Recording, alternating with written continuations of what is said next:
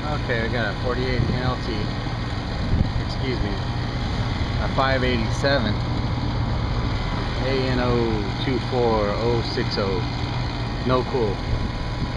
I turn it on inside, everything sounds right. I got no